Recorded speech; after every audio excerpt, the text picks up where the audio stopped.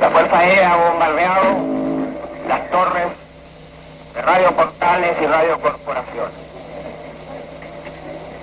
Ante estos hechos, solo me cabe decirle a los trabajadores, yo no voy a renunciar. La radio, que en esos años era el medio más relevante, informaba temprano de una serie de noticias que auguraban un escenario trágico. La Armada se había amotinado en Valparaíso y en Santiago, los tanques rodeaban La Moneda. Al mediodía, las noticias eran aún más alarmantes. Aviones de la Fuerza Aérea bombardeaban el Palacio de Gobierno, mientras el presidente Salvador Allende pronunciaba un discurso que haría historia. Así comenzó una verdadera cacería nacional. Escuchando el llamado que pueda hacerle y las instrucciones que le dé el compañero presidente de la República. Ustedes escucharon, amigos auditores, una retransmisión de las palabras pronunciadas en la mañana de hoy por el presidente de la República.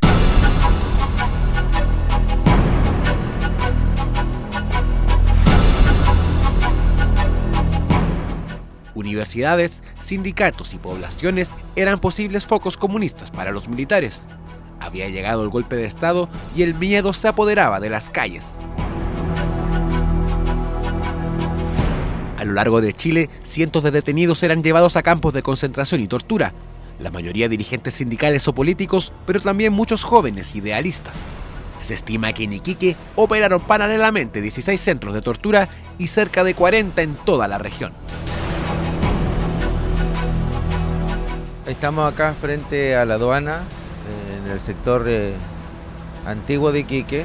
Este fue un centro de tortura, donde actuaban varios agentes de la dictadura cívico-militar, entre ellos Blas Barraza Quintero. Aquí habían carabineros y civiles, y este era un lugar donde se traía a nuestros familiares, y en las dependencias de este sitio, que después lo transformaron como museo, fue la última vez que se vio a Marcelino Lamas Largo.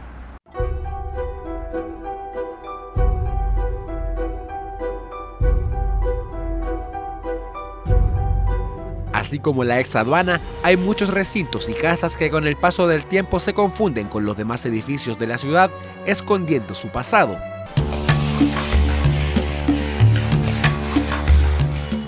En este mapa se puede ver los lugares donde agentes del Ejército y la CNI interrogaban y torturaban a los detenidos.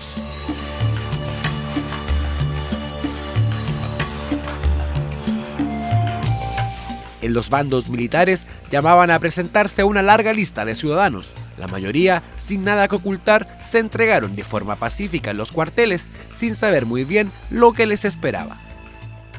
A mi hermano lo sacan de la casa. Un día 23 de septiembre sacan a mi hermano y a mi primo de su casa. Son llevados al regimiento de telecomunicaciones, los llevan con un jeep, con militares, y irónica es la vida, con un tipo que se llamaba Roberto Fuentes, que era un vecino del barrio del Pueblo Nuevo. Lo hicieron porque dijeron, ¿cuál es el delito que he cometido? Ninguno, ser dirigente social.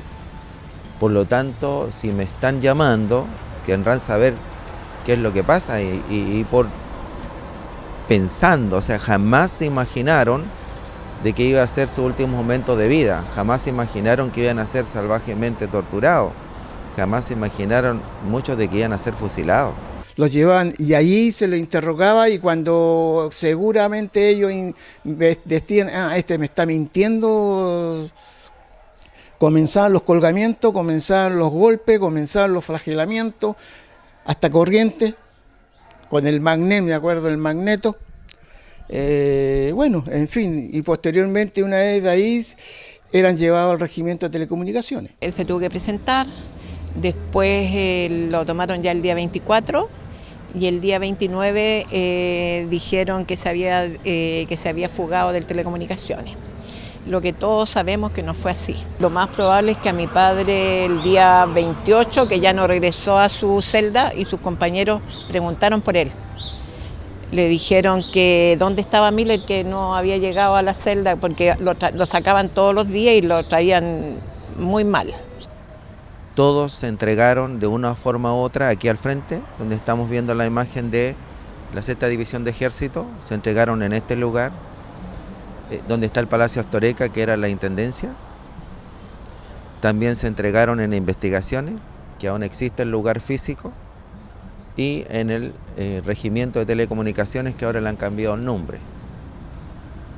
Eran llamados en forma pública a través de los medios de comunicación, a través de la prensa, que en esos años teníamos 2 diarios, el Tarapacá y el diario La Estrella, donde lo combinaban a presentarse normalmente al mediodía y en casos de no presentarse con órdenes de muerte.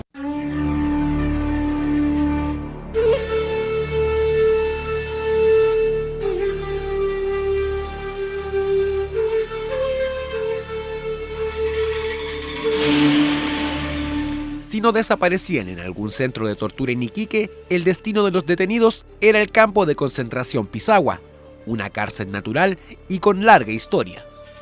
Se estima que durante el gobierno militar, por sus cárceles pasaron alrededor de 2.500 prisioneros políticos. Testimonios de los horrores vividos en el campo de concentración Pisagua grafican esos tiempos. Llegando a Pisagua, todos los que llegábamos a Pisagua prácticamente éramos flagelados en forma colectiva frente a la cárcel de Pisagua. Allí prácticamente nos tenían 4, 5, 6 horas prácticamente flagelándolos.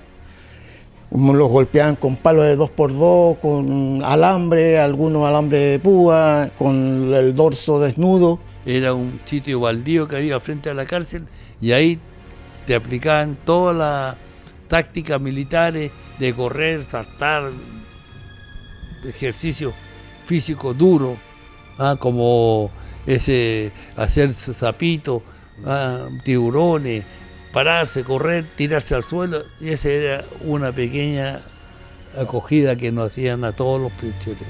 Y los llevan a Pisagua, en el cual fueron sometidos a diversas torturas, a crueldades físicas, sometidos a procesos, como estábamos en guerra según los militares, hasta que en un consejo de guerra a mi hermano, fuera del consejo de guerra, acuerdan matarlo, para que sirva de escarmiento para el resto de los prisioneros que estaban allí. En el primer piso, cuarzo catacumba, le llamábamos así, que eran celdas de 2x4, donde dejaban a las personas que iban a ser fusiladas. Y en el segundo piso habían las celdas numeradas. Estaba la 2-3, la tercera celda, 2-4, yo estaba en la 2-4, y en el tercer piso estaba la 3-1, la 3-2, sucesivamente, para indicar entonces, pero todos estábamos aislados. Hay muchos compañeros que están detenidos, desaparecidos, porque los lanzaban al mar. Los helicópteros, en la Garana, en la Muerte, me acuerdo, los lanzaban, muchos por lo que he leído yo, y lo han dicho, lo he dicho en la historia, no lo digo yo, los lanzaban a mar en helicóptero. Después, cuando venía el buque, al parecer cargado como con 1.000 prisioneros, llegaba a la mitad o la cuarta parte y los otros lo tiraban al mar. Mi hermano es ejecutado con un bando de guerra el 1 de diciembre de 1973. Llega un documento a la casa de mis padres, en la cual dice que le dieron cristiana sepultura, que fue ejecutado y que le dieron cristiana sepultura.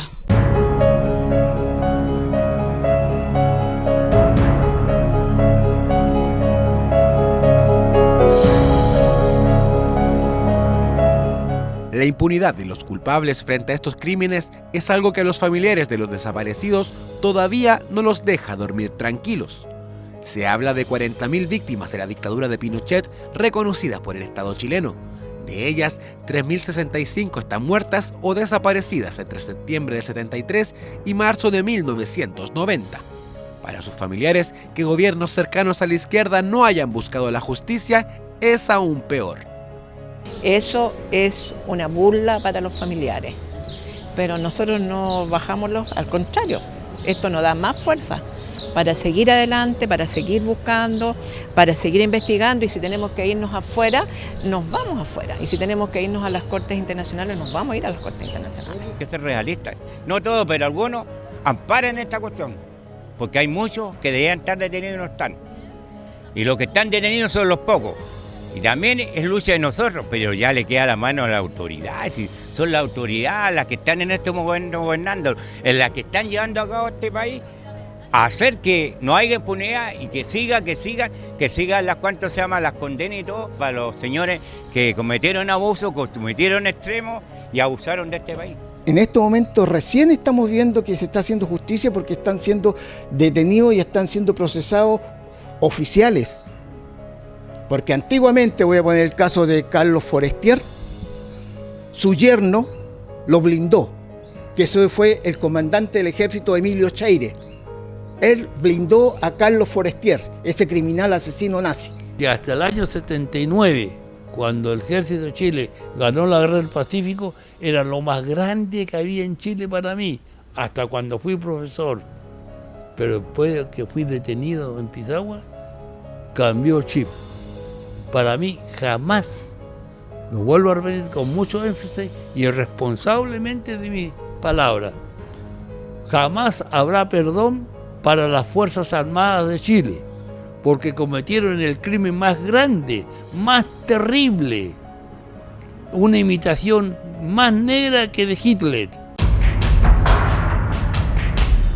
Los familiares de los detenidos desaparecidos de Iquique le hacen sentido a la frase que dice que la esperanza es lo último que se pierde. Es por eso que también llaman a la juventud a no pasar por alto la negra historia que se vivió en Pisagua y en las distintas casas de tortura de la ciudad. Como dicen por ahí, una persona muere cuando dejan de hablar de ella.